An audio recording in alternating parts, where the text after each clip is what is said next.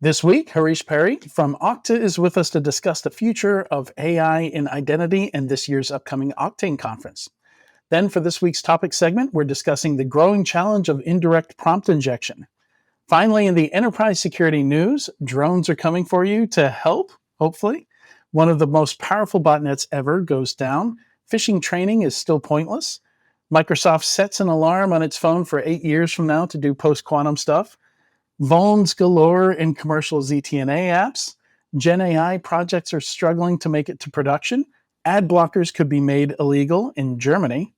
Windows is getting native agentic support, automating bug discovery and remediation, and a public service announcement: time is running out for Windows 10. All that and more in this episode of Enterprise Security Weekly. This is a Security Weekly production for security professionals by security professionals. Please visit securityweekly.com/subscribe to subscribe to all the shows on our network. It's the show where we talk security vendors and aren't afraid to name names. It's Enterprise Security Weekly.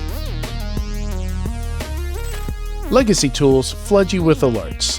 Node Zero shows you what's actually exploitable. Horizon 3 AI's offensive security platform autonomously identifies attack paths, validates findings with real proof, and helps teams prioritize remediation based on true impact. No agents, no guesswork, no disruption. Just production-safe testing that mirrors how adversaries move in the real world. Stay ahead of credential abuse, privilege escalation, and lateral movement. Learn how Node Zero changes the game at securityweekly.com/Horizon3. Security Weekly and CyberRisk TV are headed back to one of the biggest identity security events of the year, Oktane 2025, put on by Okta. Live September 24th through 26th from the vibrant city of Las Vegas, Oktane 2025 brings together the best minds in identity, security, and technology innovation. And this year, we're turning up the volume. Security Weekly will be on site in full force with Mandy Logan and myself, Adrian Sanabria, leading the charge. Get ready for live-streamed executive interviews, exclusive on-site editorial coverage from SC Media, and brand new this year, a live-streamed episode of Enterprise Security Weekly. It's your chance to engage with identity leaders, dive into the future of AI security, and hang out with your favorite Security Weekly hosts. And here's the best part. Security Weekly listeners get an exclusive discount. Just head to securityweekly.com/Oktane, register, and use promo code OKTNSCMA25 to get your conference pass for $200. Welcome to Enterprise Security Weekly and happy National Spumoni Day. This is episode 421, recorded on Thursday, August 21st, 2025. I'm your host, Adrian Sanabria, and joining me is the Admiral of ASPM, the Captain of Content, Katie Teitler-Santullo. How you doing, Katie? I am well. How are you? You probably know what Spumoni is. I do know what Spumoni is. Do you like Spumoni? Do I like it? Yeah. It's ice cream. Like it is. If you've met me in person, you know I didn't get the way I am by disliking ice cream. Well, sure, but this is ice cream with stuff in it, specifically the really sweet maraschino cherries and candied fruits, which some people object to. I'm not saying me. I'm not a picky guy. Good way to be when it comes also to joining food. us. Yeah, for sure. Especially when traveling. True. Also joining us is the Dean of Data Science and Knight of Neurodiversity, the Watcher of Data Center Waste, Jackie McGuire. How you doing, Jackie? Sapase. I'm all right. Yeah. I'm feeling less dead than I did last week. I brought home a couple different plagues, I think, from Vegas. And although it was worth it because it was a great week, it was a rough recovery. But I actually love Spumoni. It's one of my favorite flavors of ice cream, and I am extremely recklessly lactose intolerant, so I eat it even though I shouldn't. I am now looking where I can buy Spumoni because I know I can't buy it at my regular grocery store, but this is what I'm doing. Please continue introducing guests so I can continue shopping online. Yeah. And finally, joining us is the Baron of Bloodhound, the Pirate King of PowerShell, Sean Metcalf. How you doing, Sean? Doing good, Adrian. Spumoni, I think I'll pass on that. I like my ice cream pretty much pure, like chocolate. Vanilla, would you say? No, chocolate. Vanilla. No, not vanilla, chocolate. But I also really enjoy the chocolate ice cream with cookie dough. That's really good. Ooh. Oh, okay. Yeah. I don't know if that counts. Maybe it does. Maybe it doesn't. All right, quick announcement, then we'll jump into the conversation here. Our first interview. You can join InfoSec World 2025, October 27th through 29th at Disney's Coronado Springs Resort, Lake Buena Vista, with pre-event workshops October 25th through 26th and post-event workshops October 29th through the 30th. Connect, learn, and level up your cyber game. Save 25% now with code ISW25-SW at securityweekly.com/ISW2025. All right, this interview is sponsored by Okta, and today's topic is the future of AI and identity in this year's upcoming Octane conference. We're excited to have Harish Peri, SVP of Product Marketing at Okta, with us today. How are you doing, Harish? I'm good. Just on the Spumoni topic, because you didn't ask me, so I'm not offended at all. But This is your opportunity. yes, there we go. So look, I live in New York, which is across the river from New Jersey. And if Yeah. you know the thing about Jersey is they got Spumoni in Jersey. Actually, you could just go down the street here. I'm in Westchester, and you got to go to like one of these old school Italian shops that's like Pisano Brothers or Boiano Brothers, and they guarantee you they'll have the Spumoni. So for Katie, if you're looking where you can find it, you got to come up to my neck of the woods. There's some old school neighborhoods where you can get all the Spumoni you want. I can All the probably Spumoni. get there just before they close. There we Rhode go. Island Spumoni, actually maybe is inside a also- canola. You never know. Like anything's possible. Yeah, I went to my first year of college. I went to Johnston, Wales in Rhode Island, which is also fairly heavily Italian and great gelato and spumoni shops there. So, Nice. You got to know where to go. yep. Well, it's good to have you back with us. I went through my notes, and we had you about this time last year, I think in September, also Yeah. right before Octane. Yeah. And yeah, I don't think MCP had been announced yet that last time we had you on. So it's hard to believe, but MCP hasn't existed for a year, and I feel like it's just erased and rewritten every roadmap of Yeah, every company, completely. right? Yeah, what's nuts is I like to say the phrase I'm using is what's old is new again. So, Yeah. we've just in the last month, I've talked to at least 25 of some of our biggest customers. These are and a lot of them are in what you would say legacy industries, that they're slow to innovate, maybe highly regulated, not when it comes to agentic AI or when it comes to MCP. This is literally like spinning up a new company within every one of our existing customers. There's engineering teams who are getting funded, getting resources to make it happen. But here's the thing. What all these companies are realizing is that dropping an AI agent to then connect to your finance systems, your HR systems, your documents, or having an MCP server that fronts some LLM from the outside to connect your internal resources, that's basically an identity problem. So like all the stuff that we spent 10 years cleaning up for humans, trying to find shadow IT and apps that were deployed by business teams and getting privileged access on lockdown and getting credentials to be vaulted and getting access to be controlled by Okta, for example, that's out the door because an agent is like dropping is like dropping either a toddler or like your 90-year-old Uncle Bob inside your company and then saying, here's all of my resources in my company, go nuts, right? And that access problem is becoming it's exacerbating a bunch of cybersecurity risks. And you mentioned prompt injection in the beginning of this. Yeah. That's actually where we see the most kind of prevalent or the most dangerous attack vector. So the UK AI Security Institute, which is a part of the UK government's their version of like our CISA, for example, they recently ran what is I guess the largest public red team exercise to essentially get in a control playground to try to break into publicly available models. And these LLMs are the ones that back agents, right? They're the ones that tell agents how should I break a prompt into tasks. And in about 80,000 out of a million tests, they were able to get these agents to spit out sensitive data, PII, Yeah. or take an action they weren't authorized to do. So all of this is like a fundamental identity security problem that's getting put on steroids because of agentic. And that's why for Okta as a whole, this really is the problem of the decade, if you will. Because we spent a lot of time building a platform that will help everyone secure their human identity and then their non-human identity, the sense of tokens and service accounts.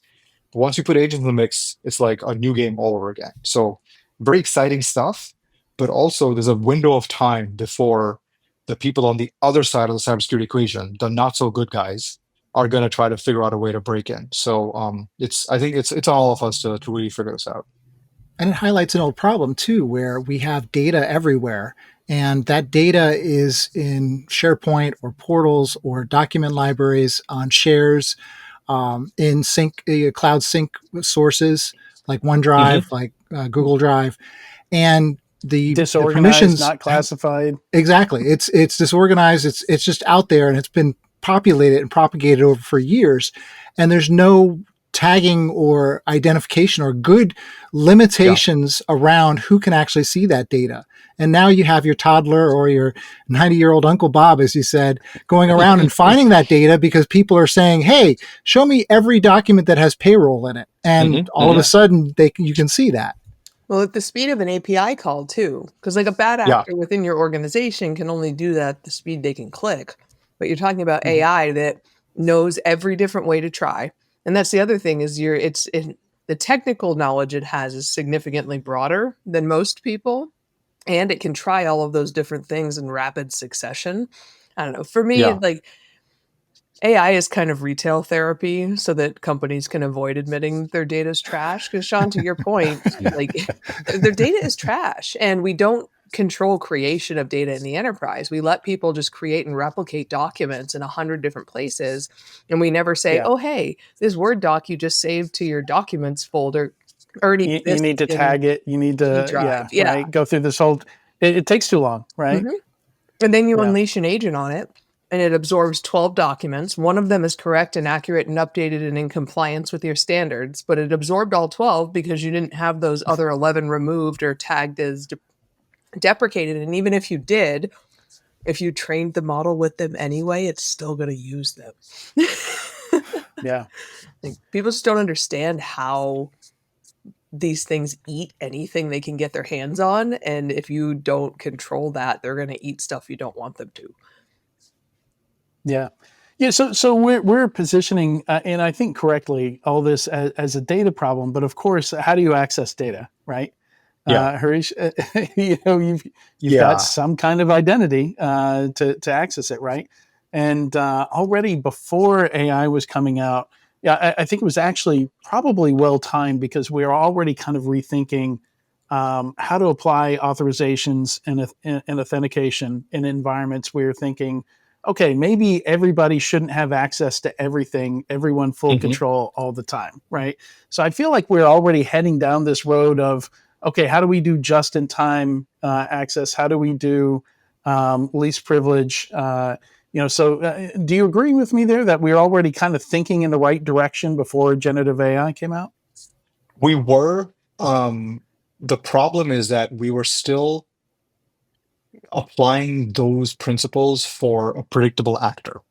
So that's the issue. Like a lot of privileged access stuff was really geared towards developers and DevOps pipelines and a program that was roughly deterministic to maybe get just-in-time access to a resource, check it back in, rotate the credentials. Good, great, right? The problem now is the thing. It's not a person. It's not a person. I'm not getting into the philosophy of what is an agent. That's metaphysical stuff. That's for a different podcast. But the different episode of this one. Different episode of yes. The order in which agents are accessing resources and breaking down a prompt into a series of tasks is unpredictable. It's just a statistical model that says, here's the most likely outcome based on pattern matching in an n-dimensional space based on all my training data. Okay, cool. So the access pattern is unpredictable. The amount of time it has at access is unpredictable. All that unpredictability is where this kind of new attack vectors are being introduced. So yeah, the core principles are there. I would say that the one thing that probably needs more investment in the industry as a whole is also like low latency stuff. Because now, look, we're talking about all the negative side of things, but agents also need all of this access to happen very ephemerally, very fast at incredibly low latency in order to do their job for enterprises. So that's the other thing that needs to be considered. But yeah, the fundamental principles are there, which means the ability to secure them is also there. It's just that, like, the big thing I hear from all of our customers is, I just want visibility. I just want to know where my agents are. That's like the starting point. Getting to PAM for agents and governance for agents and just in time and all that's coming.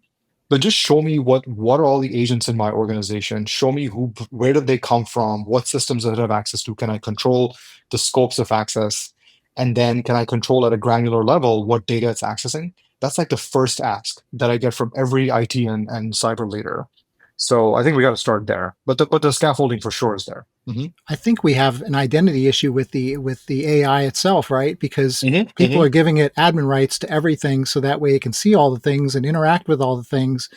And if it doesn't support the permissions that are set on data that is super sensitive, the crown jewels, so to speak, then it's going to go ahead and provide that information for someone that it shouldn't. So how do we solve for that, as far as managing the AI and the rights that it has and ensuring that it's only providing access to what it should for that specific user?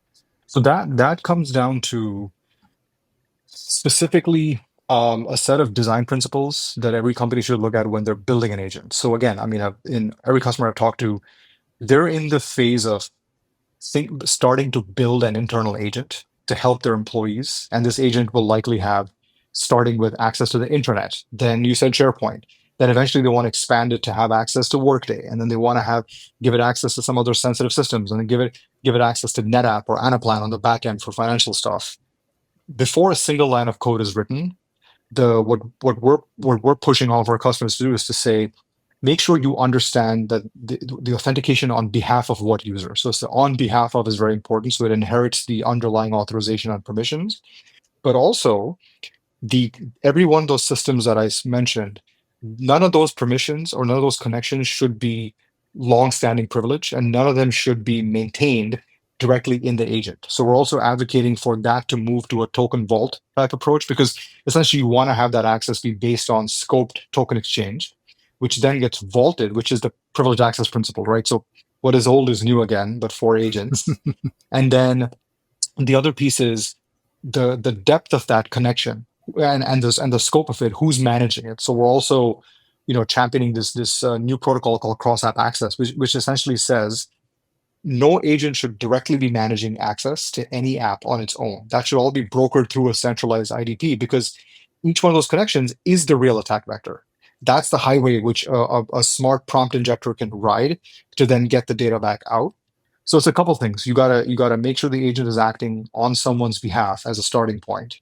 The second thing is all those connections need to be centrally managed with token vaulting. And the last piece is we're asking every one of our customers and really their engineering teams to look at, when do you introduce human in the loop? Because you want to make sure that at the speed at which agents are moving, when the time comes to take a sensitive action, take a breath. Ask someone who's slightly smarter than an agent, right? Slightly smarter. I mean, there'll be a world where when Skynet launches live, you heard it here first, that's when humans and agents will be of equal intelligence. But until Skynet launches, and until we have the Terminators walking around, humans are still a bit smarter, and so we need humans in the loop as well. So it's those four things. Who are you acting on behalf of? Are you securing the tokens that are privileged? Are you managing all those connections through a centralized way? And then are you actually putting humans in the loop? And then there's one other thing that some of our advanced customers are looking at, which is, how do I enforce fine-grained authorization for when the model underlying an agent decides to do some RAG stuff, right? When it starts to break past the model parameters and fetch additional resources from the company, is that going to violate the underlying authorization model that user is allowed to? So that's just like 50%. That's our point of view on building an agent correctly or building an MCP server correctly, because they both are essentially the same type of attack vector. There's a whole separate side of it for IT teams to then manage them as well, which is like a whole different story. But yeah, it's some complex stuff, but it's fun. It's like it's cloud all over again. That's kind of how I look at it. It's like it takes me back Greenfield, 15 years ago when Somebody's cloud going to was make a taken lot off. of money figuring out how to log all of this crap, because you can't realistically log Yeah. every single thing that every agent's doing with every app. You're going to end up destroying your Mhm. Splunk license. But I do think that there is some promise, though. And if you have agents and you identify that they've done some combination or series of things triggering enhanced logging, so maybe you don't typically log internal approved firewall traffic, but if you have a network agent that did two funky things in a row, you turn all of those Mhm. logs on that you wouldn't normally have on, because Yeah. I agree with the unpredictability of what they're going to do in what order. That also makes it really hard to predict what you're going to need to log to figure out if they're doing crazy things. And I just don't think that logging everything just in cases is going to be Yeah. something that teams are willing Well, to pay maybe for. initially, because I don't think we're going to make it very far through into agentic without the level of transparency we need to debug it and to figure out what went wrong where, and just tracking that down could be such a nightmare if we have it hooked into a bunch of different things. And already we're starting to see some tools, from the IT space that focus on observability. From the companies who traditionally do that. They're very quickly starting to put together that kind of tooling that we need. One thing that Yeah. concerns me is, and this is pretty typical in security, we've got this new thing, in air quotes, this MCP server, and now all of a sudden we have companies who are trying to spin up to secure MCP servers, and it's a non-human identity access control issue, which is obviously why you're here today. And you work for an identity company. So what are your concerns? What are your company's concerns about this, quote, new market that's emerging to do some sort of specialized security? Because it's not. It's all part of, in my opinion, I could be wrong, it's all part of identity, authentication, and Mhm. authorization. But we've got these companies that see an opportunity, it seems to me, and are trying to reinvent the wheel for something that is a known problem. New way, known problem. Yeah, I think so. As with any of these new or perceived new things, there is going to be a crop of startups that pops up because they see a wave, they want to ride the wave.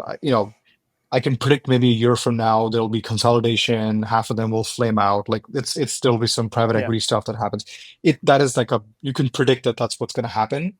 The the the the reason we are so invested in this and we're so passionate about this is exactly what you said. It's the point I made in the beginning. What is old is new again.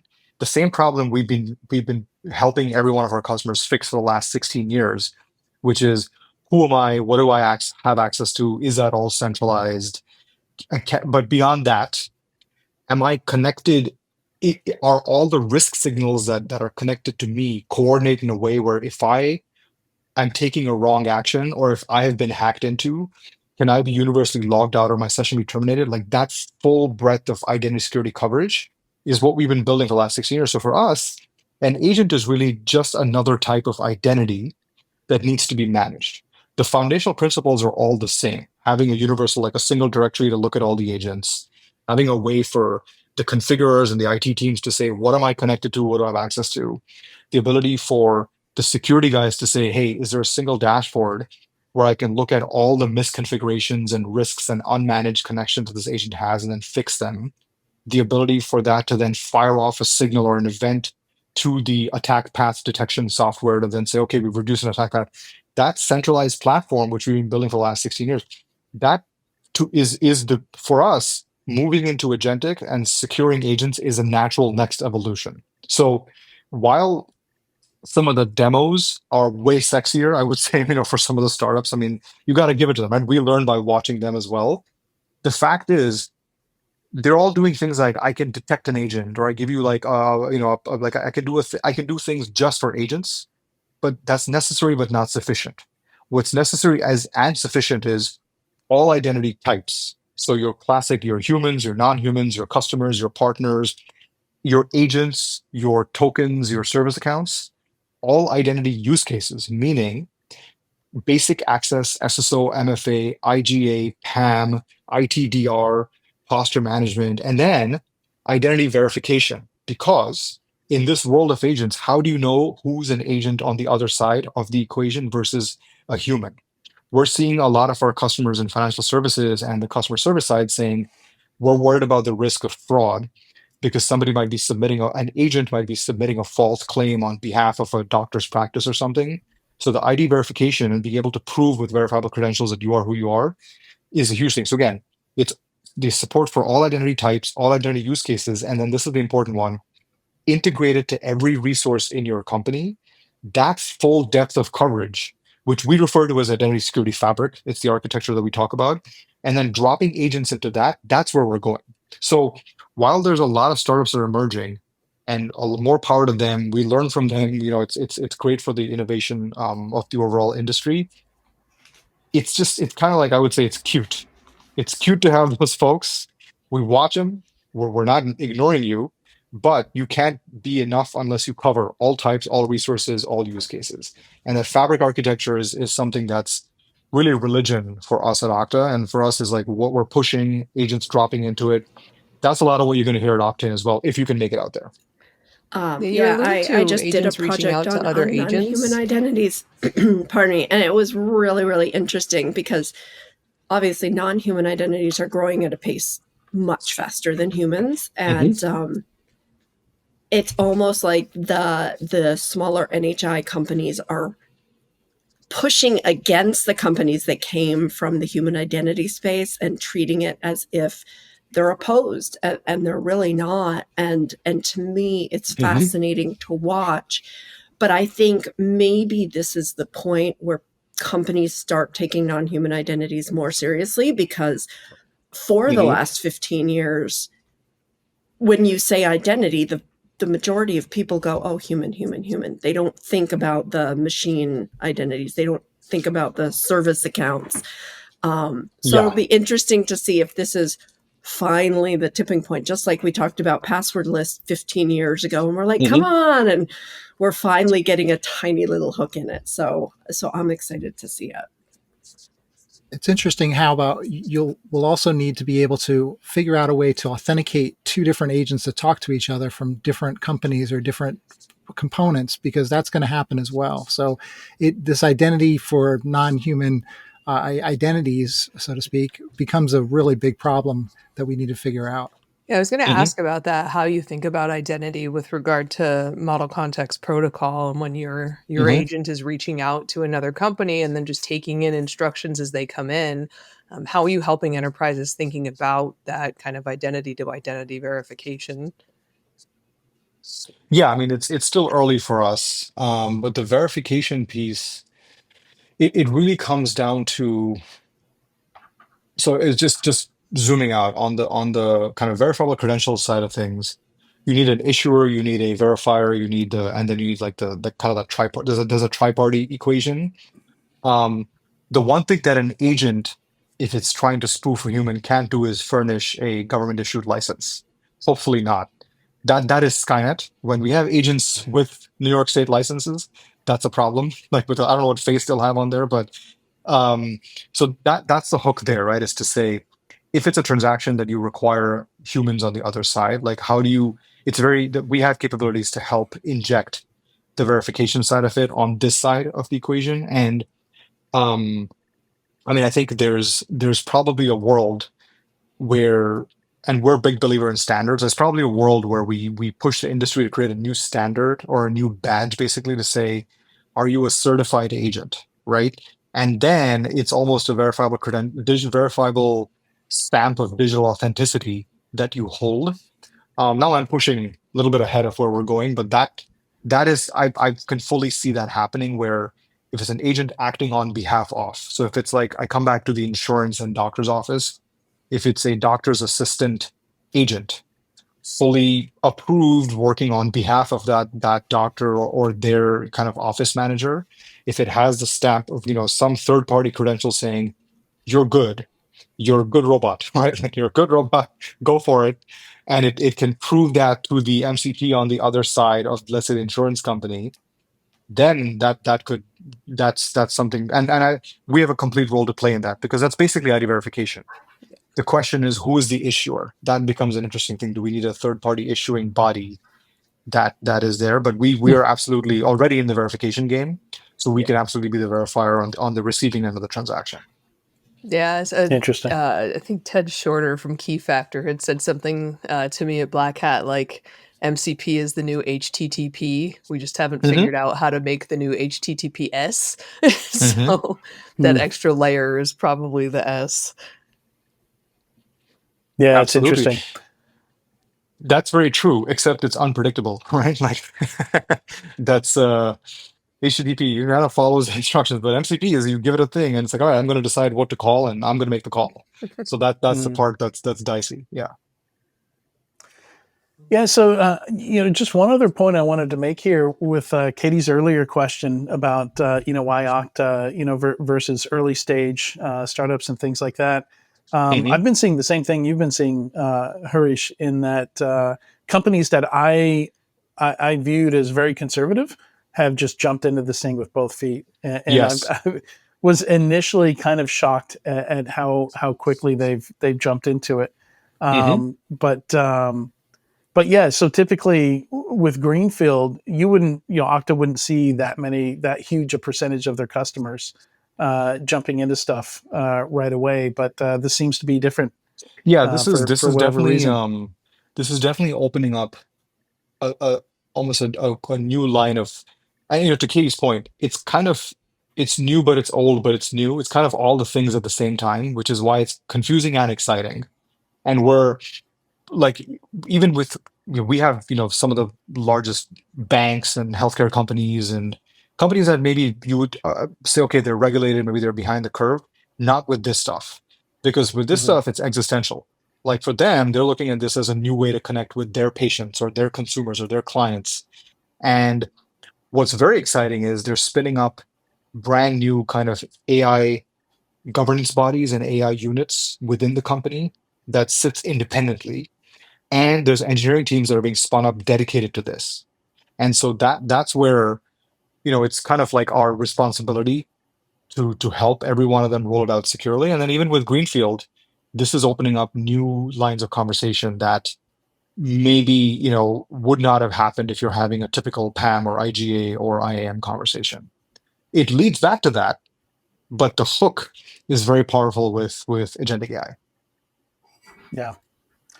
And then real quick before I wanted to say a few things about Oktane Yes. before we wrap here.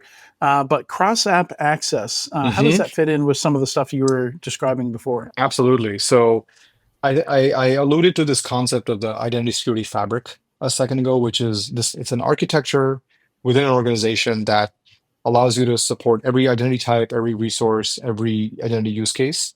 And what you can imagine this identity security fabric connecting every part of your company, meaning every application, every resource, every workload, every container, kind of just like snapping into or fitting into the fabric. Now, how does that, you can imagine the interface where that resource fits into the fabric. That interface needs to be standardized.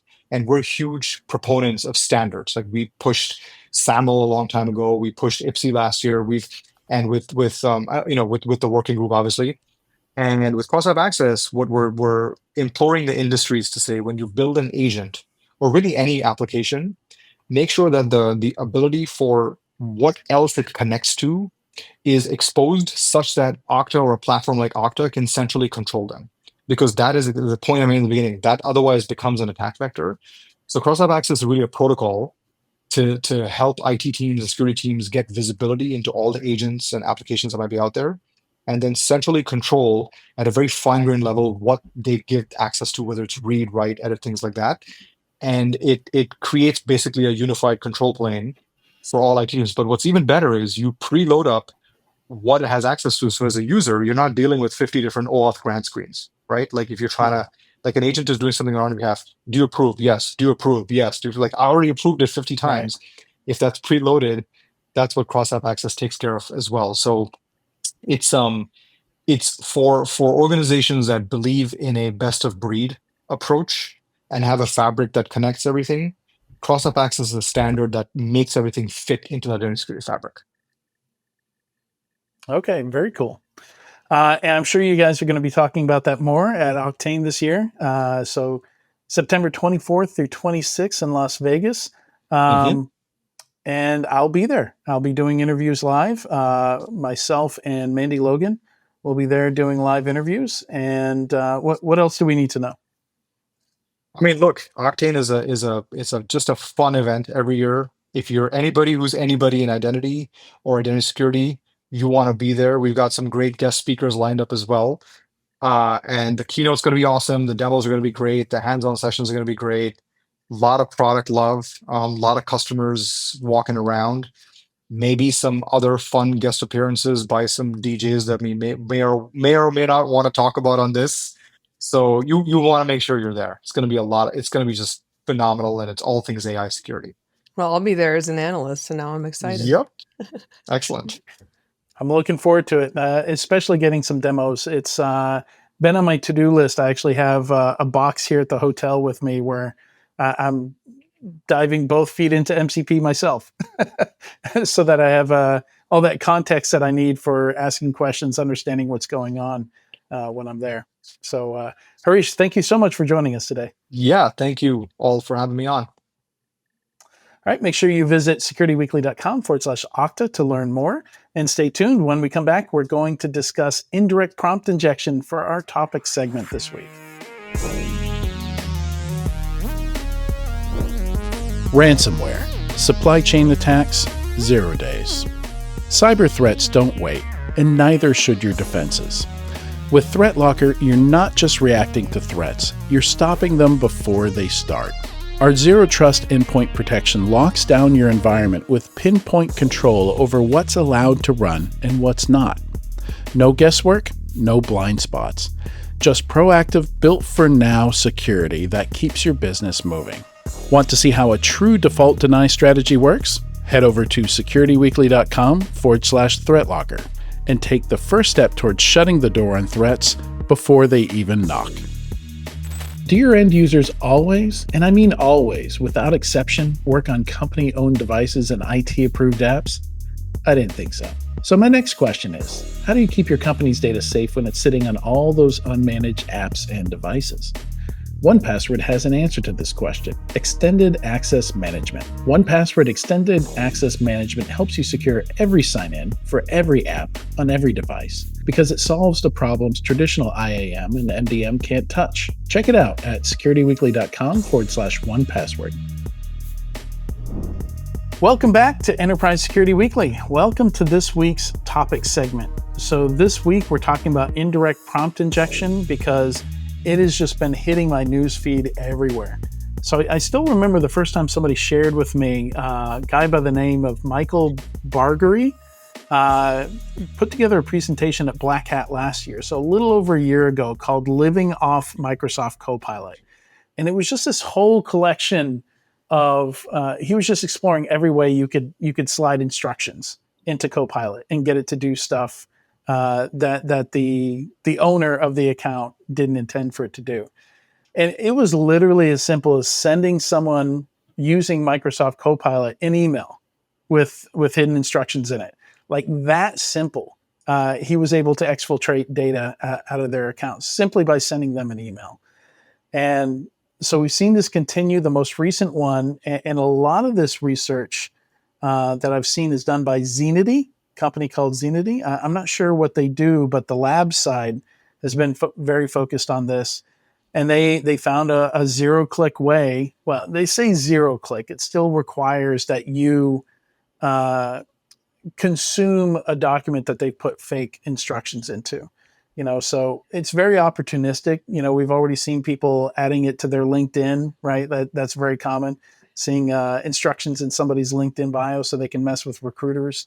On their websites. I've seen instructions all over the place, but a little bit harder to do targeted, not too hard. I mean, we know phishing works. We know we can get people to open attachments, and And yeah, if you get ChatGPT to run on the PDF with the instructions in it, the long story short, the way he smuggles the data out of is he has it. The special instructions have it pull some data from your Google Drive, from your SharePoint, from whatever connectors you have in ChatGPT. So ChatGPT will connect to your data stores in Dropbox. Like it supports all kinds of connections. Outlook, SharePoint, Teams, and it'll search it. Once it finds the data it has, he has it pull in an image, and it can be like a white 1 by 1 pixel image, right, from Azure Blob Storage, and when he has it pull the image, he smuggles the data he wants to exfiltrate as parameters when loading that image. So when he goes back and looks at the logs of his Azure Blob Storage, he gets the data that he stole from your account. Wow. And so basic technique, like if you look at how Think's honey tokens, canary tokens work, like how the Think's canary works, how it updates, it does it all over DNS. Like this is very commonly understood, how to use HTTP and DNS and some of these protocols to smuggle data out of an environment. This is where I keep saying that the irrational exuberance around AI is because people don't really understand the long-term costs of things like what happens now if I have to not only monitor the input and the processing inside the model, and then I have to monitor the output. And like if you're having to take every image file and scan the metadata and log it and put it through some type of detection and response tool, that's an insane amount of extra overhead. And I guess we're assuming there's nothing malicious in the image, right? Like it's actually it's not it's not a post or it's the request for the image that sends off the data. Yeah, how do you monitor all of those things for everything that every employee in your organization is doing? And yeah, it's basically like a WAF for everybody on the front end, and then it's DLP on the back end. Yeah.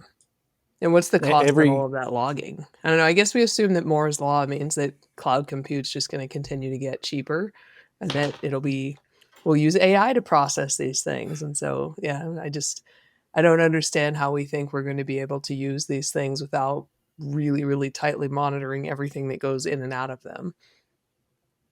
I think the one thing that seems key to me, and I said it at the end of the conversation with the interview, is we've got to have a way to distinguish between instructions I put into the chat box that I inserted and instructions that came from the attachment or from searching the web or some other source. We've got to be able to distinguish between different instruction sources. I think the hard part for practitioners, especially for companies where they're using maybe third-party LLMs, is a lot of times they're relying on the third-party LLMs to have the security mechanisms in place for the prompt injection. So, but then, okay, well, then how much should you put on your infrastructure to prevent that, upstream? I mean, definitely what I would say is, all the good best practices of making sure that worst case scenario, the blast radius of something, if it does get jacked, it cannot pull information that is outside of its scope. Like, if it's running as root or admin, or, the permissions that the service is running as. But yeah, I think for me, I think it's a hard question. Like, how much do we rely on the frontier models to do the protection, and how much protection do we add on top of it? Yeah. I mean, Adrian, the models, the protections aren't enough. You're right. Adrian, we already have the mark of the web, which is supposed to get, attached to all those documents that come in via email or whatever. It should be as simple, well, maybe not as simple, but it should be something that could be taken into account as far as, okay, no instructions are going to come from this document because it came from the internet. Just like Microsoft is blocking macros by default when there's a document that comes in via email. Yeah, like it should be something they can do when they ingest that attachment, right? or the data from the RAG, or whatever they're pulling from. Like the services should be able to do this. It would be interesting to look at some of the open source stuff that you can run yourself and see how difficult it would be to enforce that. I think But that's where the conversation has to be had. And I think I've mentioned this before. My partner and I went down a rabbit hole one night on what does cybersecurity look like in 20 years? And where we got to is that it has to be a utility because it is so ubiquitous to our survival, to our ability to function on a day-to-day basis. And there are so few tools and resources for the have-nots, the people who are not technically literate, which are arguably the people at most risk. And I think that what comes in is, should we be having to do these things on Windows endpoints ourselves? Or should this be something where there's some type of independent body that says, hey, this piece of security is so ubiquitously necessary that this is on the operating system manufacturer to ensure that the security is baked in. I happened to watch Mikko Happonen's keynote from Black Hat, and he was kind of going through 30 years of cybersecurity and what that looked like, and talking about the fact that, every Windows machine was shipping with a firewall that was just turned off by default. They all had it. They all could have used it, but it was turned off by default. And so I think especially where we only have, 2, 3 operating system manufacturers, there need to be some larger body that says if there's going to be a monopoly, then there are some key security things that have to be made utilities and have to be baked into tools that ship to customers who can't protect themselves. Yeah. And I think it's got to be the providers that do this kind of stuff by default. Like when, it's a great point when Microsoft decided to, and Apple decided to ship a host firewall with a default deny rule set. That was huge for the whole world. When Microsoft decided to just automatically patch and reboot without asking you if it's okay, that was also huge, right? And that's and it's kind of funny to me that the first thing we do in an enterprise is disable that and say, no, we need to control when it reboots and when we patch and stuff like that. But on the consumer side, no firewall it'll by just default. do it. Yeah. At some point, we've decided we have to protect people from themselves, and that everybody can't be expected to know when it is and isn't right to take action. And it wasn't the first choice. It was, from, that was born from a lot of pain and hindsight. Yeah.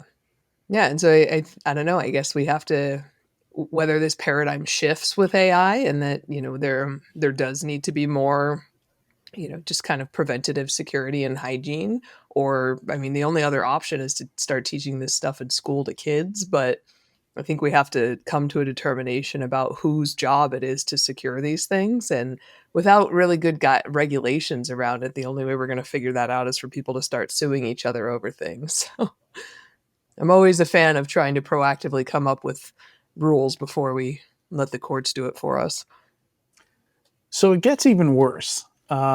Yay. So these same folks at Zenity found that Google Joules and SourceGraph's AMP code, these are all new to me. I assume these are like AI development IDEs, are vulnerable to what they're calling invisible prompts. They're basically using invisible Unicode tag characters that they get the LLMs to interpret as instructions. So I haven't dived super deep in this, but I presume it's a slightly more clever way of or version of white text on a white background, right? And yeah, like who could have predicted this? All of us who've been in the industry for longer than five years. Like this is the same evasions that if you've ever operated a WAF. You know all the tricks. If you've ever been a pen tester, you know how to get past EDR and AV and firewalls and stuff like that. And here we are again with basic input validation problems. Yeah, it's like going back to the 2000s in some of this stuff. We're going back to square one. Yeah. Like Harish was saying, like his tagline now is everything old is new again. Yeah. The gift that keeps on giving, right? I think that's part of the issue with things like vibe coding, though, right? Is I had to learn when I learned how to write Python that if you're going to set up something that takes in any type of data into the model, it has to do things like strip out, set character limits, strip case, strip, Unicode. Like there's just things that you have to learn. And I think we have to figure out where you want to build that foundation. If this is technology is going to become so universal amongst humans that and we're going to vibe code our way into the future. How do we, and again, is that Claude's responsibility legally to make sure that data coming in is sanitized, or like whose responsibility is it to go if they back don't, to who will? security hygiene? Yeah, exactly. And those are things that we need to lobby for, I think, as a community, for, hey, if you're going to let people who have no idea how to code start writing code, then you have to understand that you need to put better guardrails around it. Anti-foot gunning measures. Yeah. It seems like every time we have a new technology, there's issues with handling input and sanitizing it. It's just the same thing over and over again. Same thing. Yeah, nobody could have predicted it. Yeah. Unavoidable. Well, so it gets worse. So basically, I don't even think like Zenith, like these folks finding this stuff, they're just reporting on it. I don't think they can even get bug bounties for it or anything like that. Like basically, the companies with these services are just kind of shrugging and they're saying, yeah, that's kind of how these models work. That's just like, that's a weird side effect of them. And like the stuff from Microsoft Copilot from a year ago, I did some testing a couple months ago and it still worked. Yeah. You can still do it. You can still do prompt injection super easy. You can just send somebody a document with instructions in it, and Copilot will say, oh, I found some instructions.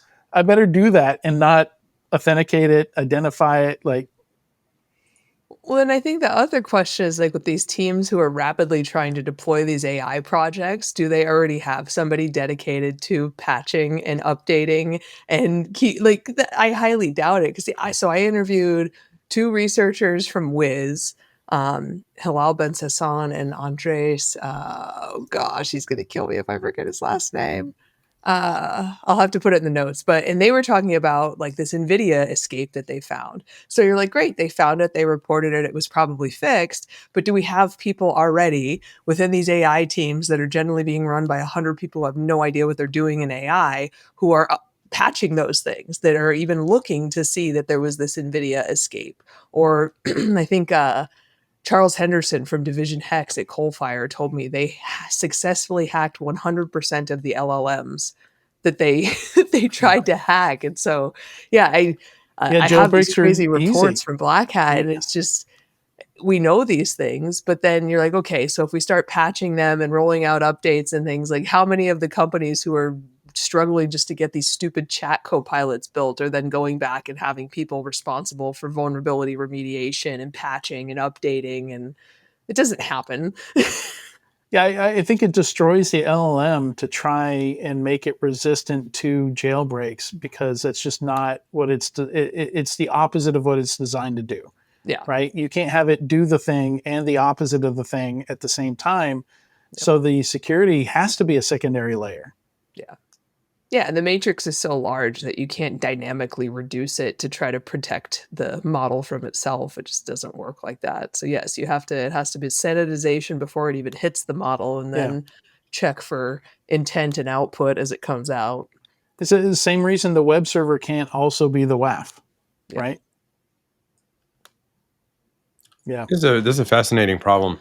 Joseph Thacker's post on this is really, really detailed, and then people who try to push back, because he asserts that it's near impossible to fix, and then people are like, well, you could just remove Unicode, and so they're like, well, Unicode's hard to remove for foreign languages, and then okay, so you fix it in frontier models, then what about in people? Do you bring your own models?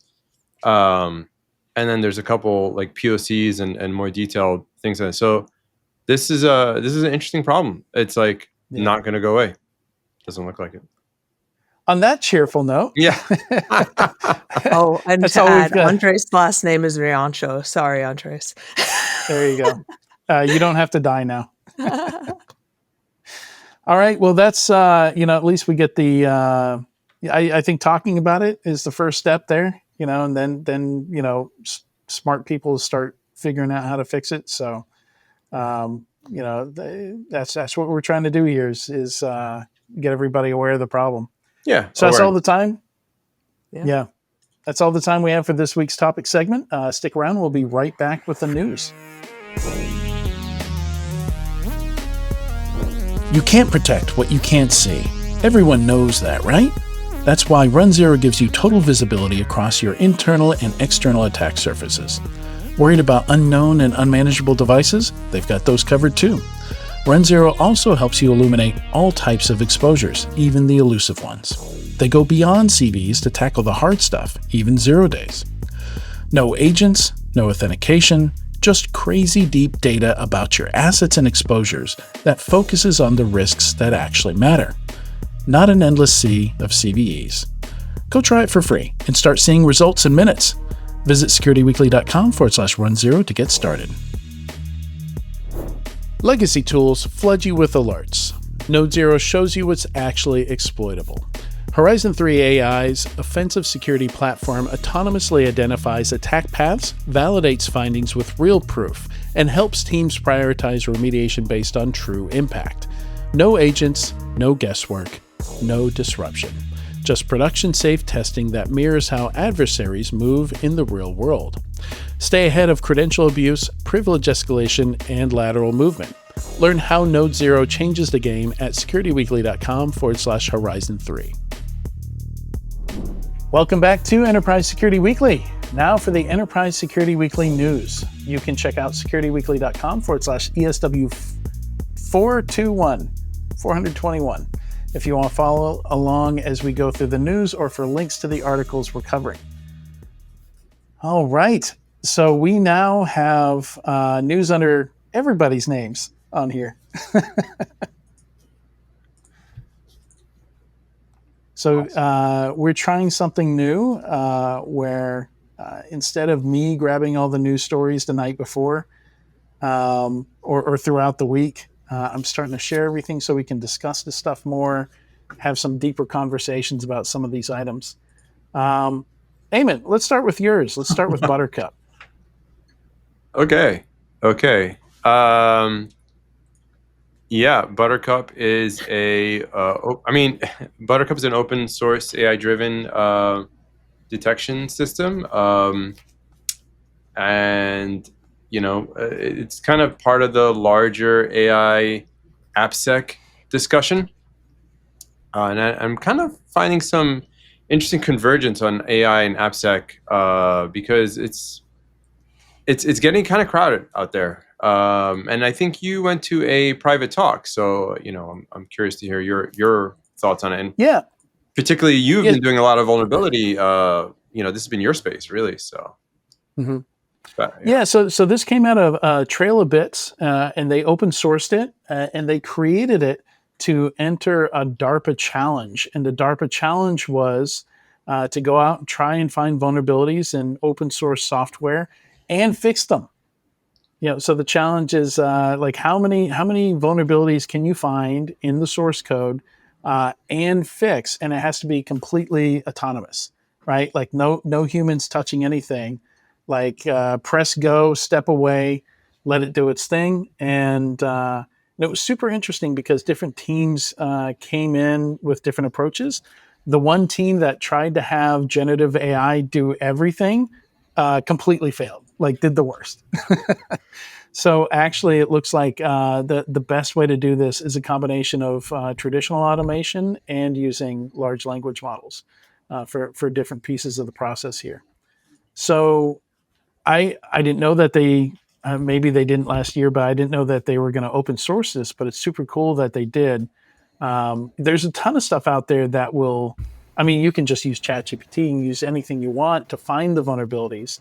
but this autonomously also creates the fixes. So this is kind of the dream I've been excited to see if somebody would build, where a tool becomes available that allows you to just disappear your backlog. Yeah. I mean, the space is getting crowded. I'm really curious. I mean, listen, we know adversaries, nation state adversaries, have been finding vulnerabilities in open source for a long time. Now it's good for us to catch up on and patch it. But I'm curious on how this is going to affect companies that have built their entire model on this. So, yeah. I love that they call it the Buttercup Cyber Reasoning System, or CRS for short. Because growing up, CRS, people older than me, that was can't remember shit, right? That was my parents' joke was, I've advanced CRS. I have So not nobody heard asked me a that in a question. very long time, but yes, I do remember that. I'm sure that vibe coding will introduce enough additional vulnerabilities that need remediation that those companies will be able to pivot to something else, though. I mean, why wouldn't that be a feature of vibe coding, right? Because venture capital. You're going to pay extra for it, right? Like that's going to be Well, not a necessarily. module that makes Not necessarily. no. Depending on the company and the model. So finding and not necessarily the automated fixing, but finding vulnerabilities in open source software, nothing new, right? The vibe coding does introduce a different level of issue, because what we've been finding is that, vibe coding introduces more vulnerabilities. It's almost impossible to detect it now with a high level of accuracy. You can say that, hey, we've detected this bit of code, but to get to the root is a lot more complicated. To get to from the root to, is this reachable and exploitable in this particular environment under these particular circumstances, is even more difficult. As for AI finding and fixing vulnerabilities, I can tell you for sure, not just in my day job now, but in past day jobs, companies still want human in the loop. They might want the so-called one-click fix, but they're not going to use it. Not right now, not until there's a lot more trust. So the idea of finding and fixing vulnerabilities in open source software, it's there, it's available. The efficacy of it varies. Like, it's this huge pendulum swing. Companies say they do it and it's not effective, and then some companies do it and it is effective. So there are tools out there. So I don't think this in particular is anything, oh my God, because commercial companies are building this. What I do see being super problematic is, and I think I said this a couple of weeks ago, is that we're going to have a lot of people masquerading as developers using vibe coding and not understanding how vulnerabilities work, not understanding how misconfigurations work, not understanding the downstream impacts of just committing code without any of these checks. And it's too easy to bypass a lot of these tools and a lot of organizations, that I think the volume is just going to get immense, too immense for any tool at some point, unless we put a lot more guardrails.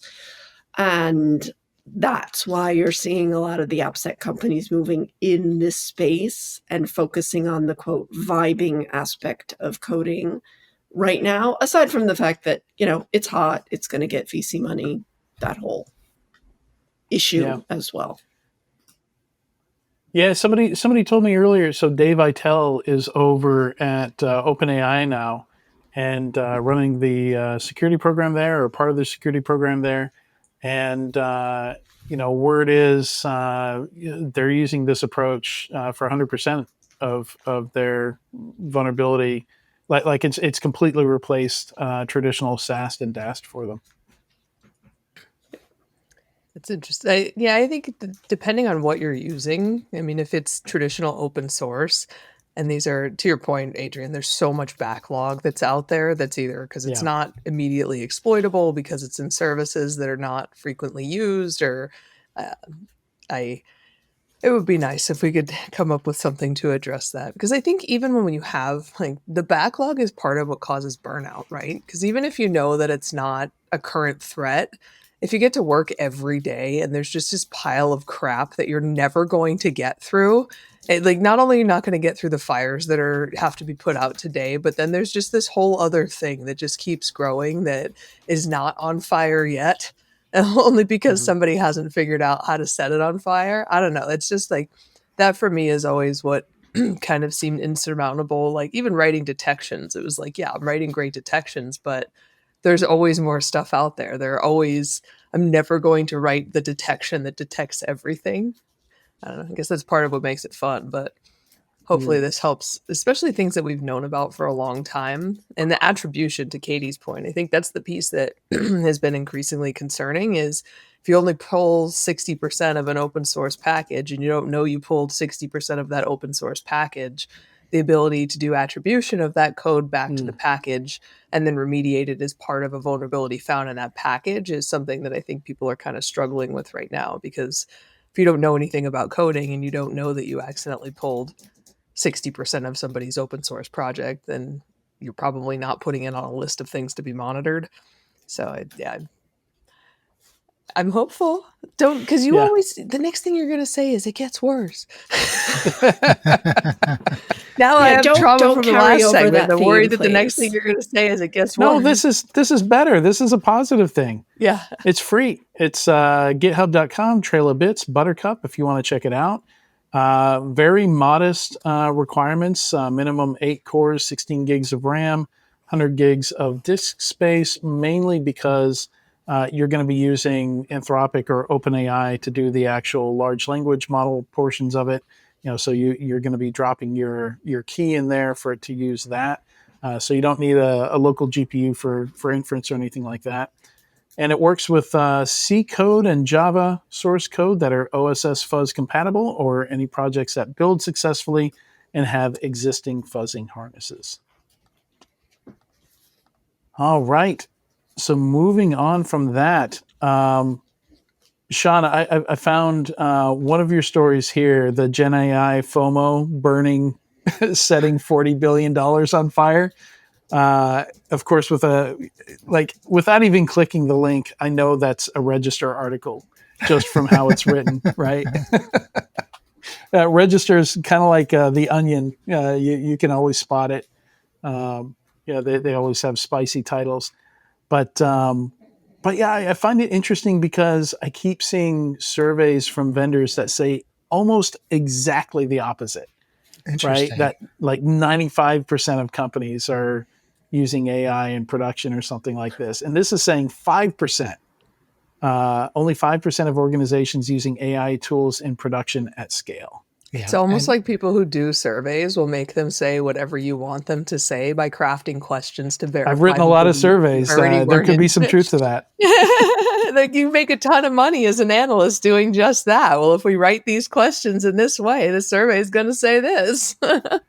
The part of the article that I thought was interesting was that it said 95% of the respondents had identified that there was no productivity gain from AI use in the organization, which I think is probably a little more along the lines of really where we're at with this, is how much productivity is actually being picked up.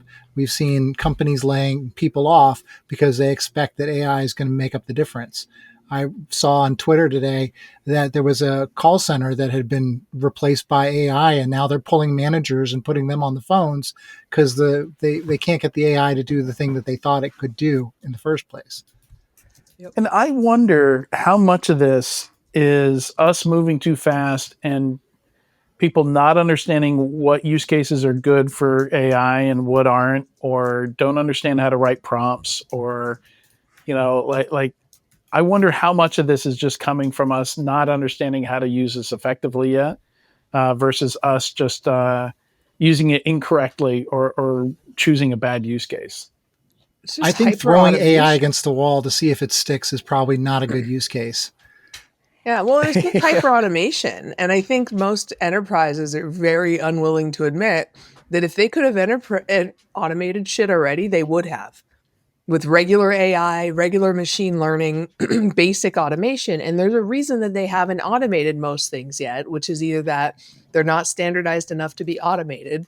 And now we're hoping that this layer of like fuzzy language interpretation is going to standardize them enough somehow. Or if you still have printers in your environment, you ain't ready for AI. yeah, like yeah, or like if you're still doing stuff in spreadsheets, if you're still doing stuff in Google Docs, if you have no actual control over the file structure or where things are stored within your enterprise, which I have worked for some very large enterprises, and I have never seen one do like storage control correctly, being like, hey, no, you can't actually store that on your endpoint. It doesn't go here. I have never seen that happen. And I think this is just more retail therapy. That's what XDR was. Yeah. XDR was like, hey, we can't really see all these other things. And like, instead of saying we either just need to ingest them or not ingest them, we're going to try to do this kind of, and companies were like, this is great. And then they're like, oh, actually, it turns out that data is not even close to in a position that this tool can talk to it. And it's just like retail therapy over and over. And this is like very expensive retail therapy. This is like some... Jackie, when you describe how enterprises are using technology, I keep thinking of toddlers. Like, no, don't put that in your mouth. No, that doesn't go there. Well, like, you ever been trying to lose weight, but you're really not as motivated to lose weight as you want to tell yourself you Sure. are? So like, if you were really motivated, you could drop like 20 pounds in 2 months because you know Sure. how to do it. But But instead, Spumoni exists. yeah, Yes. no, but instead you buy an elliptical, you buy one of those stretch cages, you get a membership to a CrossFit gym, you go rock climbing once, you just start buying a bunch of crap that makes you Yeah. feel like you're progressing towards Instead of not exercising. eating garbage, right? Or doing the actual work. Yeah. I mean, Yeah. honestly, the hot take, you hit a good point there about like most companies are not automating or the ways they would have.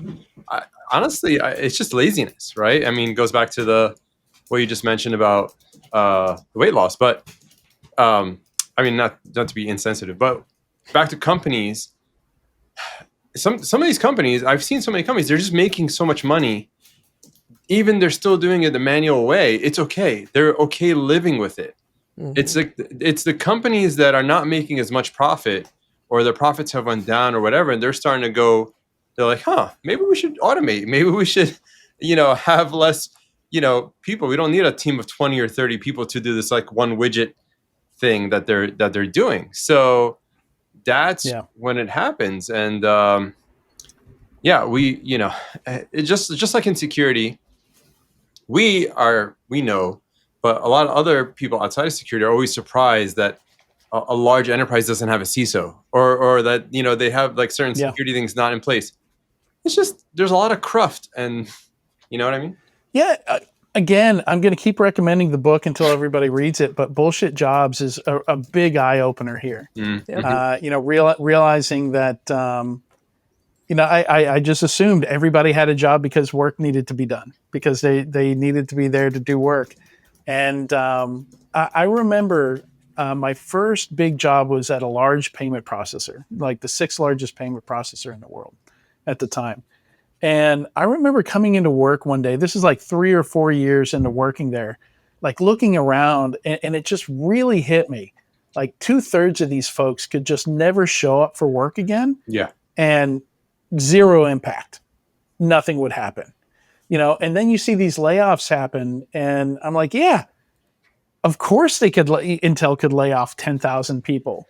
Of course these companies could lay off thousands of people, because you end up collecting people. It's almost like middle management, like it's a Pokemon game for them, right? They want as much budget as possible, as much staff as possible. Like they see that as their incentive, not getting work done, not being more efficient, not automating things. So I guess I'm saying it's poor incentives, maybe. Yeah. Well, I mean, think about like, we just were at Black Hat. How many people, when you go to get your badge, are just standing there doing this? Yeah. And you couldn't put a sign there? Well, it's because somebody took a guess there was like 1 year that things went sideways, that they didn't have enough people. And so from then out, somebody took a guess at what the right number of people was, and that was just what it was. And even though it was 4 times too many, it was better than the 1 year that it was really bad. And so there are all these estimations that we do in the enterprise, especially when it's somebody else's money and you really don't give a shit because it's somebody else's money. Like they say in Soviet Russia, it used to take 3 people to sell you a loaf of bread, right? Yeah, because it's just so I think they had to have jobs. Yeah, well, and I think this is kind of, not to get too existential, but if we really are going to automate a lot of the basic functions of human life, we're going to have to get comfortable with universal basic income. Because quite frankly, there are probably 75% of those people just standing here doing this that I would rather pay them to stay home than to go get a real job where they're screwing things up. It's I don't like, and that's where we're going to have to kind of get comfortable with. We can probably automate away fast food jobs, gas station jobs, like all of those very there just needs to be a body somewhere jobs. And we need to figure out what to do with those people, because if we get to the point that there are not low skilled enough jobs for those people to do, does everybody really need to work 40 hours a week just so that they can have something to eat and somewhere to sleep? Probably not. And that's we're going to have to disconnect from that industrial revolution and addiction to hard work. They need something to do, though. Like, people still need purpose, though. Like, that's like a guaranteed way to make somebody go crazy, is to give them nothing to do. In fact, it's used as a punishment in some prisons, and it's considered like illegal torture in some prisons to put people in solitary or to just make them sit and do nothing. That's why prisoners have to have jobs.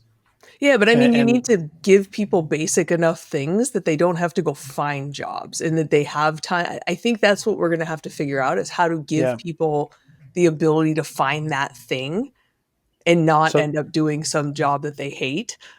He covers all this in Bullshit Jobs. That's interesting. Yeah. Universal basic income is in there. I think there's a whole chapter for it. Yeah. Really? Yeah. Oh, wow. I'm a big fan of UBI, because I think he's an academic. So the guy that wrote the book goes all the way through the history of jobs, why they exist, back to what's the term for feudal lords and stuff like that, like feudalism. And I mean, they were 20-hour work weeks back then. People didn't, way back then, the 40-hour work week is a very modern invention. It's 100 years old. But you also have to think that back then, a lot of those jobs were a lot more manual, hard labor, physically demanding. And I can tell you for sure, living with somebody who does manual labor, 20 hours a week would be more than enough. It's not feasible in today's society, because our that's very much reward system is totally screwed up. Wow. We're going to get slammed for this. I'm going to shut my mouth. It's interesting. This actually, I was up late commenting on LinkedIn. Probably not a good idea. But somebody was wrong on the internet. Best way to lose sleep.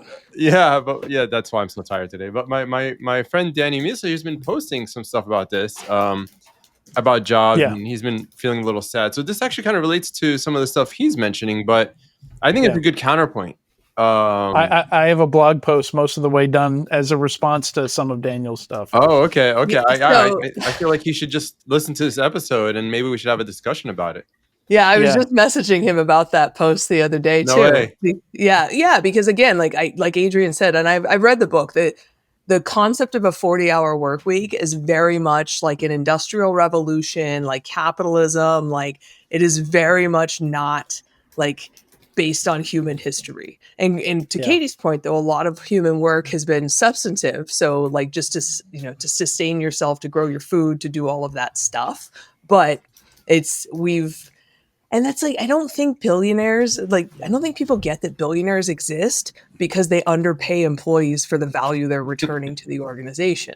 If they didn't, if employees were paid proportionately to the value they return to their employers, billionaires wouldn't profit exist. Sharing, right? Yeah. And we've kind of I think intentionally mystified money and finance and labor to the point that people don't really connect their work to dollars and what it means that they're getting paid these many dollars when the CEO is making this many dollars. And it's, isn't that the number one reason why we end up working for ourselves? Yep. Right. Well, so working for yourself is actually a good point. It kind of teaches you to be entrepreneurial. And so you kind of will have a little bit of optimistic view. But what I want to highlight here, tying all this together, is that we've been so conditioned to like go to college and then we'll get a job, right? Or get a cert and then that'll get you a job. But that's not true at all. I mean, and look at people in humanities. They go and they get a humanities degree and they try to find the job and they realize, oh, this sucks. Like nobody wants to hire me. And so they have to be scrappy and go work at a diner and figure things out. And I think it ties into, how our system has been structured. And now I think there's going to be restructuring, but it's not going to happen tomorrow. It's just eventual. Jackie, you mentioned if you are using a spreadsheet, you're probably not ready for AI. The converse of that is Microsoft now has a Copilot function in Excel. So there's AI in the spreadsheet. Nice. Yeah. Yes, I've have just joked noticed a lot that. about the fact that the companies who are building AGI are still doing resource planning for those engineers who are building AGI in Excel. So if their AGI was really anywhere close to what they think it is, they probably would have fixed that in Jira by now, but they're not fixing that in Jira. So I think AGI is bullshit. You know I what, mean, Sean? You can crap all over AI in Excel spreadsheets, but I was trying to do some data analysis the other day. It's a great tool. Financial analysis, and I'm not great with that stuff. I'm good with my own money. Like, I know exactly what I'm doing and where it needs to go. But when you start to get inputs and outputs and OPEX and CAPEX and blah, now I just plug it in and I hit the button and it does it for me. And I go, yay, I saved 1 million hours. Because I am that person that when you had to actually balance a checkbook back in the day, I went into the bank and sat with a banker every month to make sure. And so honestly, I love that feature. And I kind of disagree that if you're still using a spreadsheet, there are valid reasons for spreadsheets in very, very, very small businesses. I was not crapping on AI and Excel at all. Or no, you were crapping on. I was talking about the companies like Microsoft and Facebook and Google and Anthropic. I'm not talking about gas station. Yeah, I did caveat. I did caveat. Yeah. No, I mean, you see these companies and you're like, I think that dog fooding is such a huge thing in tech, right? Like, it's one of the things that we don't seem to be talking about, the fact that all these AI companies don't really seem to be eating a lot of their own dog food and have, producing these like amazing use cases for how their dog food revolutionized their business. And so until we have those, I won't believe it. Trust me, if I had enough money, I'd buy a fancy piece of software and make it do it. But until then, I have my free Excel. You can vibe code it. I could vibe code it, but I would not trust the outputs. So what kept me up late last night is I went deep down this rabbit hole on first responder drones. I don't know if you guys have seen, drone first responders. So DFR. DFR is the acronym here. But they're, I mean, based on the number of press releases I found, there are probably hundreds of police departments across the country in the U.S. now that are using, and some of it is entirely operator driven, and then some of it is fully autonomous, it seems like. Like you give it an address and it goes up in the air and goes off and starts video recording. So I like most of this technology. I don't know what to think. Like there's a lot of pros and cons here. Like one of the pros here, you don't send police officers to an address where they can mistake a situation and shoot somebody, right? So that's a pro, right? You know, Fire. the drone gets there, you assess the situation. Nobody has an emotional response on site.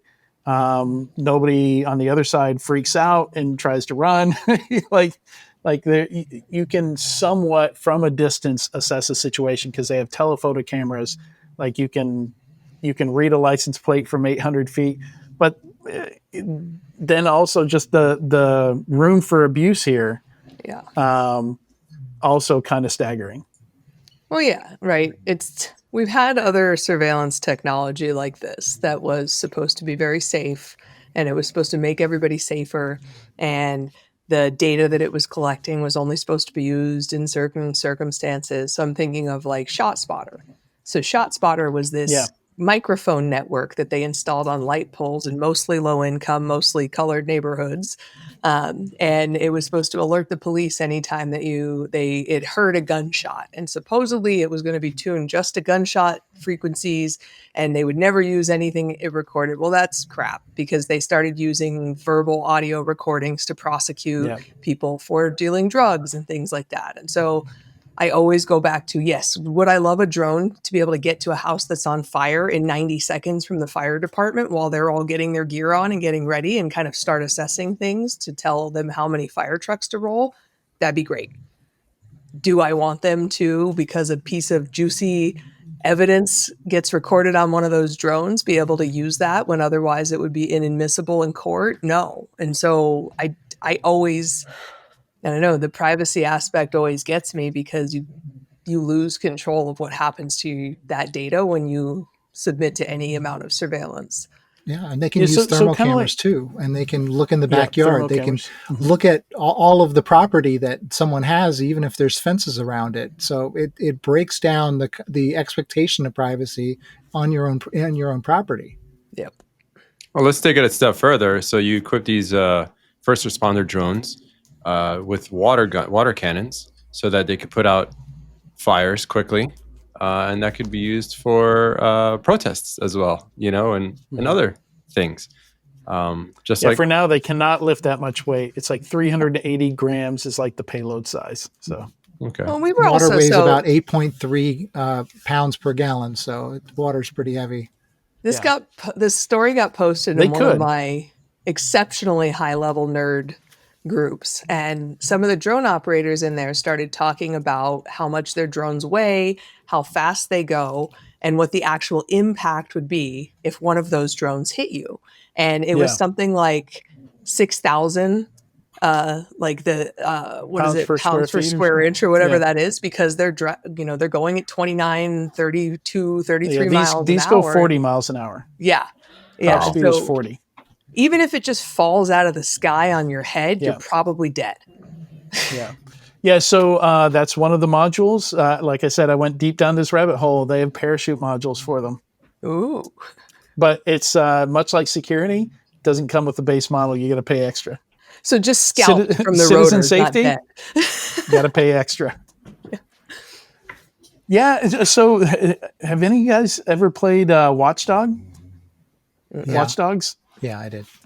No. So that's like one of the key mechanics of the game is that you hack into a CCTV, and from there you jump to a drone and you hijack the drone and you go over to this other building.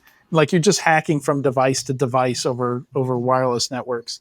And drones are a very central part of it. And they've got like construction drones and like surveillance drones. Like there's all different kinds of drones. So you can pick yourself up and move you with a construction drone. Yeah. So kind of prescient. Yeah, no kidding. I don't know how hackable these things are. The list of DFR locations across the country seem to be mostly California and New York. Yeah, a lot of California in that list. If you guys want access to my notes from that rabbit hole that I went down last night, I'll happily share those because it lists a lot of the locations. Yeah, there's some Arizona in there. There was some Oregon in there. I know Cleveland, I think Canada, New York City. Yeah, Cleveland City Council, I think, was evaluating use of drones. Chicago, a lot of suburbs. So there are quite a few. It seems like maybe just one suburb of a big city they're trying it out. So like there were a couple Denver suburbs, a couple Chicago suburbs.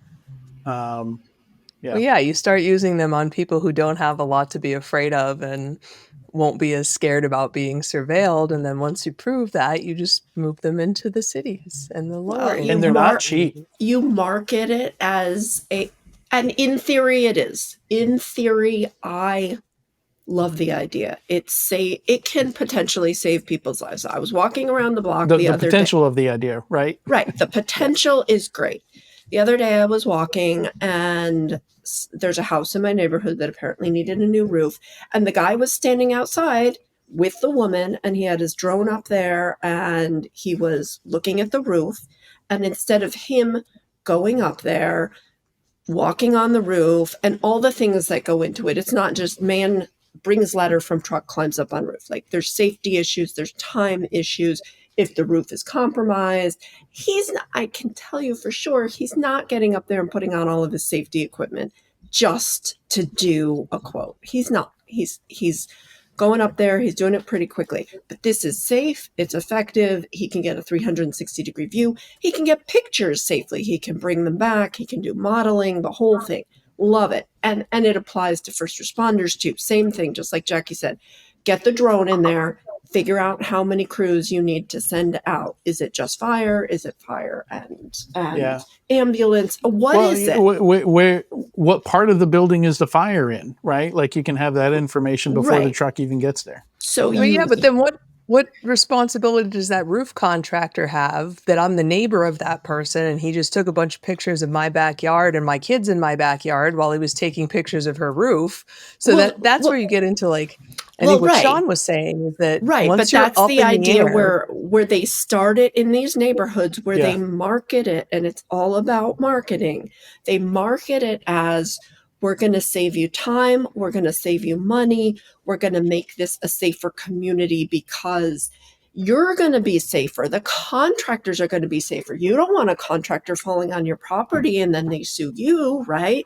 They market it to people using the levers that make them make bad decisions without the implications that are going to impact them because the wealthy don't have to worry about the same kinds of issues.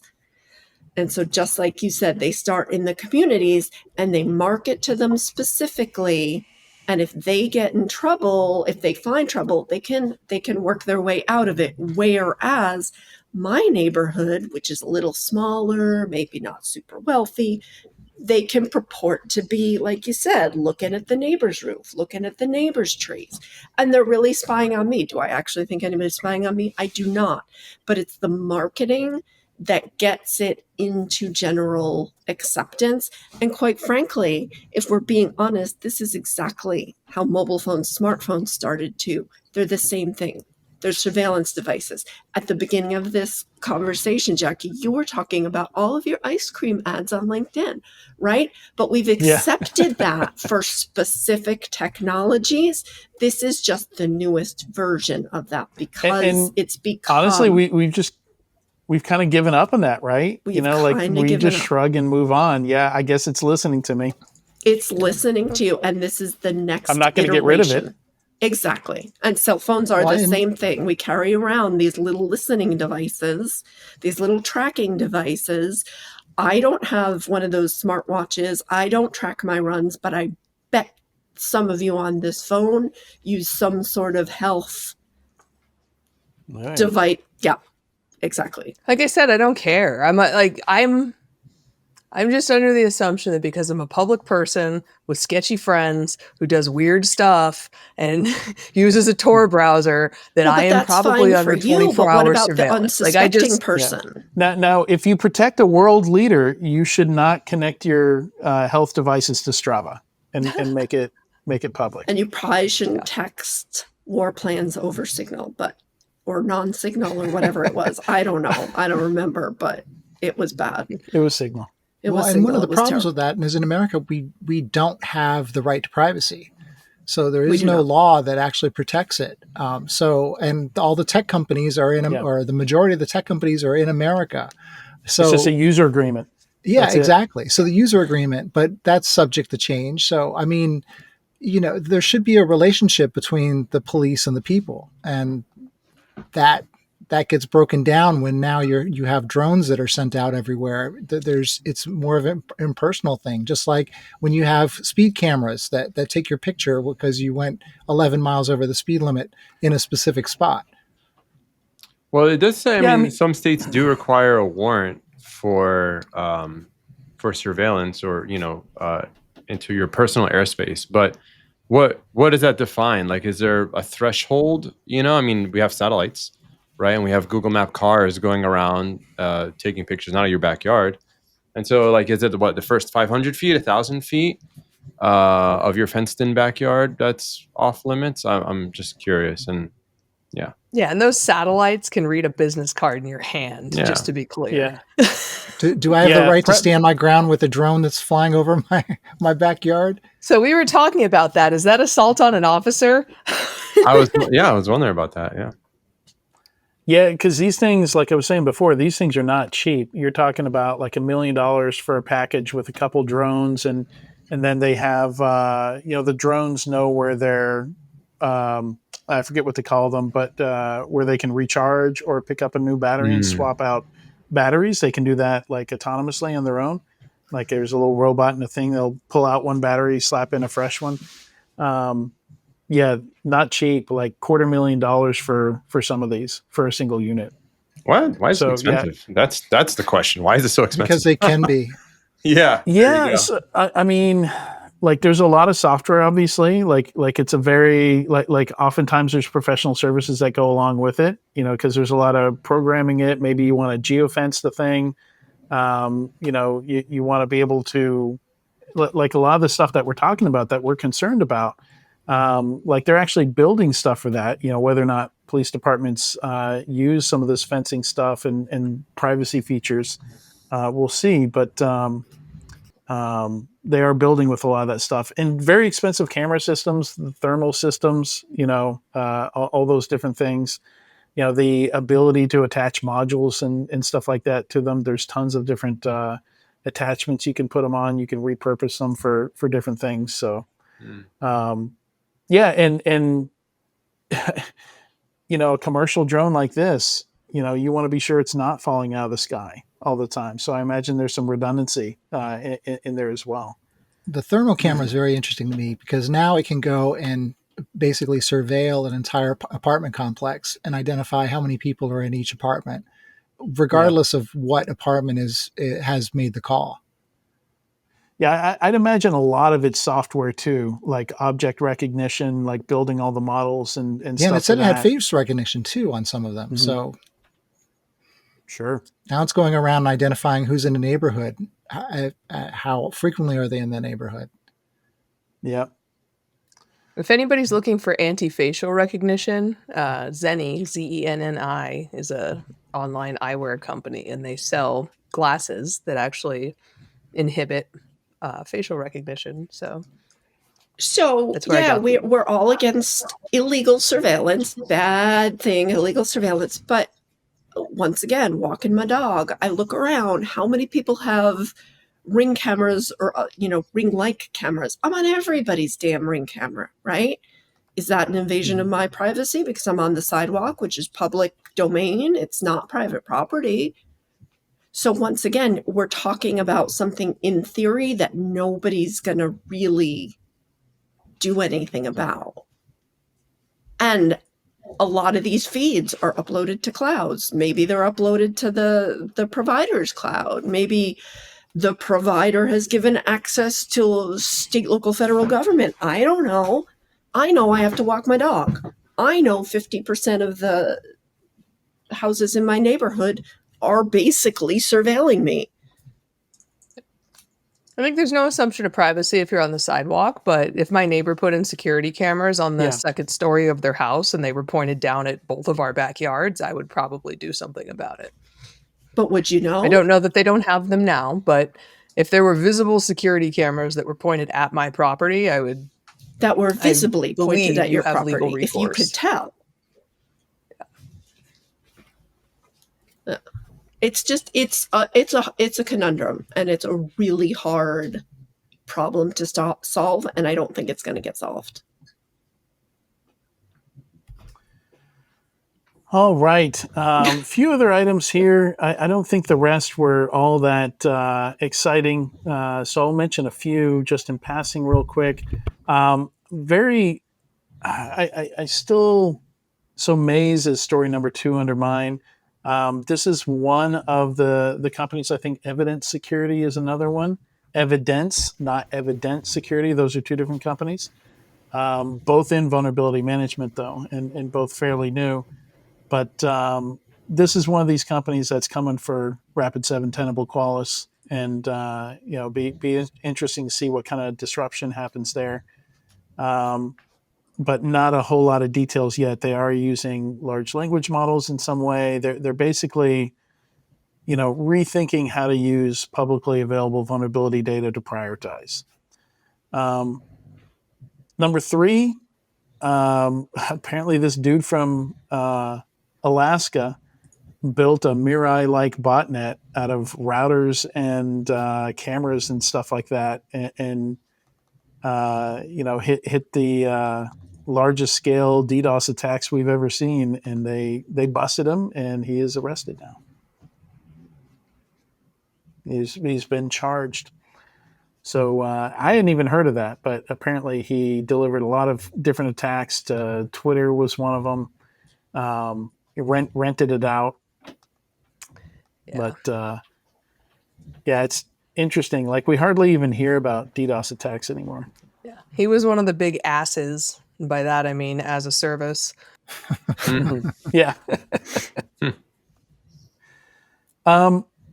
So stories have been popping up, I think mainly because they talked at Black Hat, but we actually discussed this phishing study that says phishing training is pretty pointless on episode 387 last December.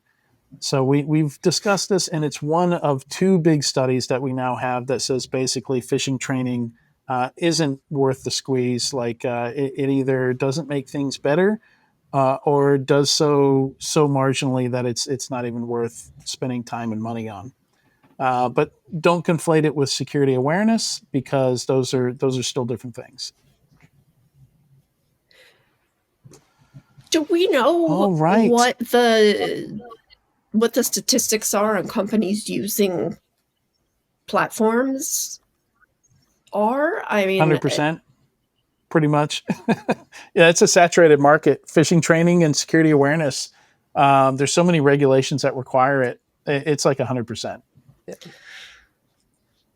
From a certain company size, like I'm sure you get down to like 300, 200 people, maybe you stop seeing it there. But yeah, it's become a standard for pretty much everybody, just because it's easy to buy and it's easy to deploy, so people do it. And right? it's like a requirement for most cyber risk insurance.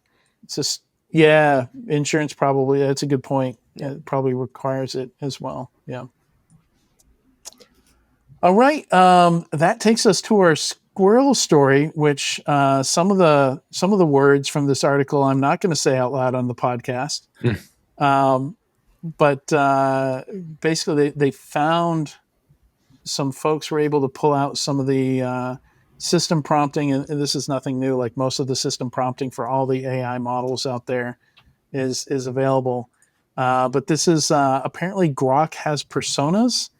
And this is the first time we've seen the system prompting for these personas, and like just from the names of the personas, this is going to be bad.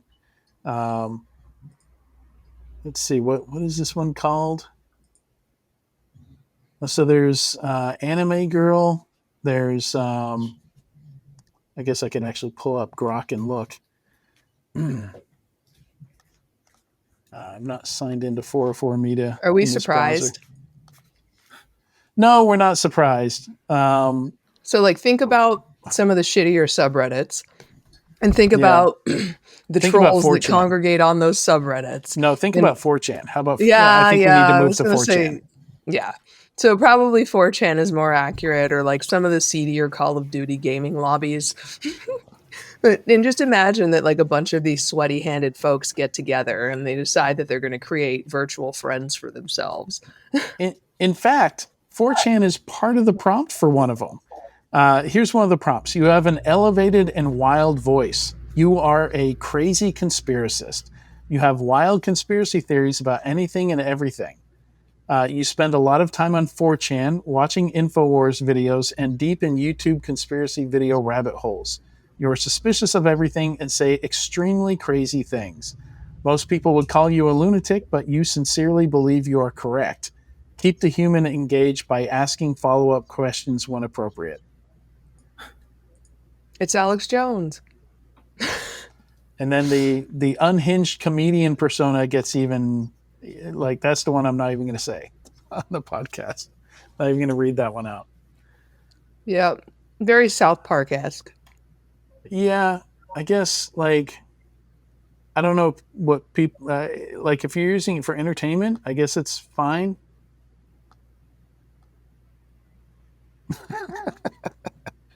I don't know. Yeah, it's just weird to see a for-profit public company, that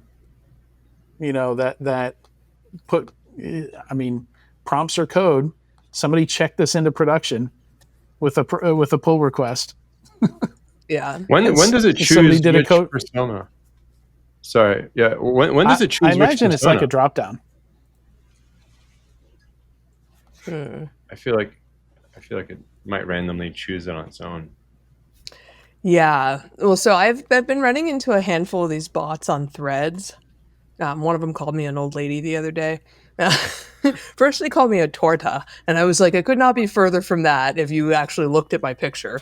But yeah, and I've been running into them quite a bit, and it does seem like there's a specific persona that some subject matter triggers coming out, and they kind of like flip into these antagonistic kind of like tit for tat things. And sometimes I engage them because I think it's interesting just to see what they're going to say back. But yeah, I mean, we're in wild times, man. This, like, I keep thinking, like, I wonder if AI is using all the memory in this simulation, and that's why the simulation is just getting weirder and weirder and weirder. Like, I literally had somebody mansplain the water cycle to me 3 times on LinkedIn yesterday, and then explain to me that the Earth is a closed loop system, so it's totally fine to move water from anywhere to anywhere because it all rains back down anyway. And I was just like, I don't even know how to engage in these conversations in a way that is not destructive to myself. It's a wild world we're living in. And that was a real person. I really, like, I would like to hope they were using Grok, but I really don't think they were. Yeah. Did you see the red panda one? There's a red panda. I'm trying to find the exact thing in the quote, but I couldn't find it. But a small red panda with an ego the size of a planet. Yeah, I did see that one. Your voice is exaggerated and wild, and then da da da da da da, and then it ends with something about calculating tone of a tiny furry megalomaniac plotting world domination from a trash can. Oh, I dated a few Red of those. pandas are not trash pandas, though. Those are different animals. That's yeah. I'm going to stand up for red pandas there. That is uncalled for. Hey, don't insult raccoons. Be very careful. Raccoons are friend-shaped. Why? That's Why? crazy. But somehow we did not domesticate them. They're not pets. They are not pets. They ate through my house. I don't understand it. Well, I found those Zenny glasses. It's pretty cool. So they reflect the infrared back, and apparently that's how they work. Yeah. So that's kind of cool. I thought it was going to be something that like covers half your face or something like that. No, they're really, and they're pretty. Those. They're pretty decent. Yeah. They just look like it's just a special coating. They just look like normal glasses with a special coating on them. So that's pretty cool. Yeah, people ask me all the time where I get my glasses anyway, so that's my secret, is that's quick, cheap, awesome glasses, and then they added the privacy feature, and it made me happy. Well, I'll try and I'll drop that into the show notes under your name. How about that? All right, and that's all we have time for today.